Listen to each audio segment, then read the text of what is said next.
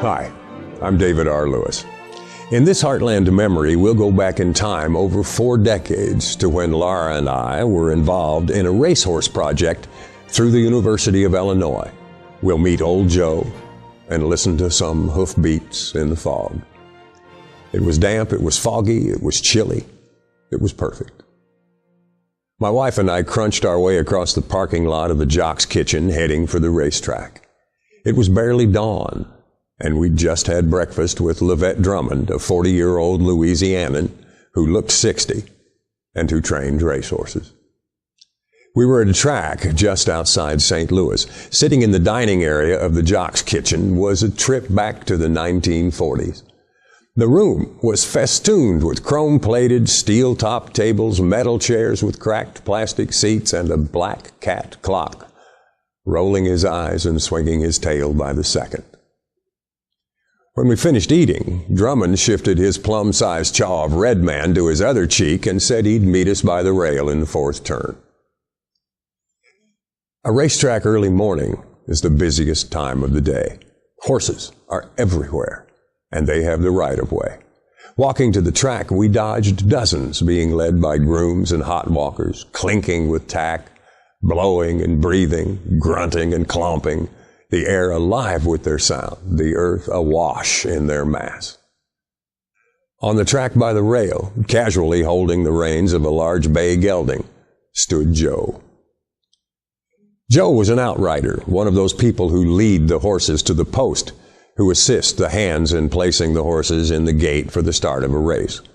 More than just an outrider, though, Joe was the head outrider, the one who leads the procession to the gate. The horses, once they were on the track, were his responsibility. Joe began his life among horses when just a kid, when he kept his size and didn't grow. Eventually, he made it to jockey, twice riding the great Whirlaway, among others. Now old and bent, he resembled a wizened, bow-legged leprechaun, wearing jodhpurs sized for a 10-year-old. "Morning, folks," he said, pointing to his horse. "This here's Mitglick." The bay towered above him, the stirrup about chin high. The horse stood, ears back, head down, barely awake, totally disinterested in everything, including Joe.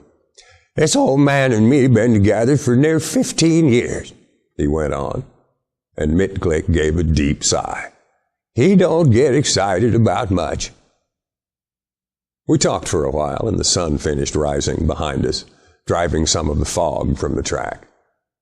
Joe tossed the reins over his head across Mitglick's withers, and the horse dropped his muzzle even farther until his chin nearly touched the ground. The old man leaned over the extended neck, and Mitglick slowly raised his head.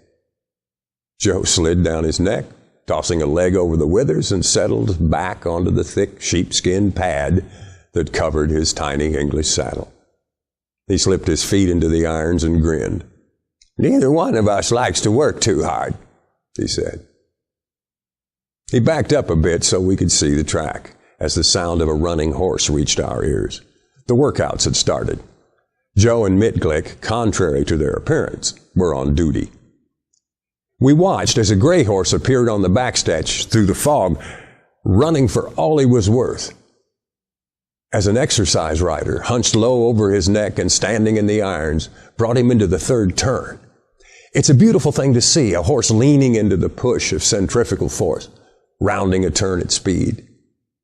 As the animal was midway through the 4th turn, almost head on to us, the rider came off. "Loose horse!" The potential for tragedy is immense. I turned to Joe, but he and Mitglick were gone. The loose horse, hard on the inside rail, trailing broken reins, passed our position with Joe in hot pursuit.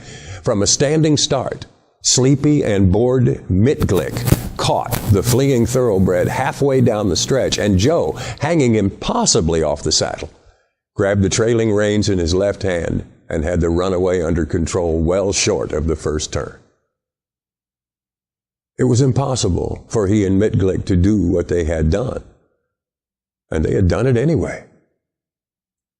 A few moments later, Joe was back, perched like a wizened bird, one leg crossed over the withers atop the thick sheepskin pad.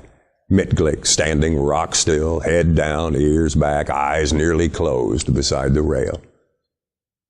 Joe slipped off his helmet and ran a hand through his thinning white hair. "Old Mitglick ain't as young as he used to be," he said, "but he ain't lost a step." "Well, you either," I replied. "Well, I don't know," Joe grinned.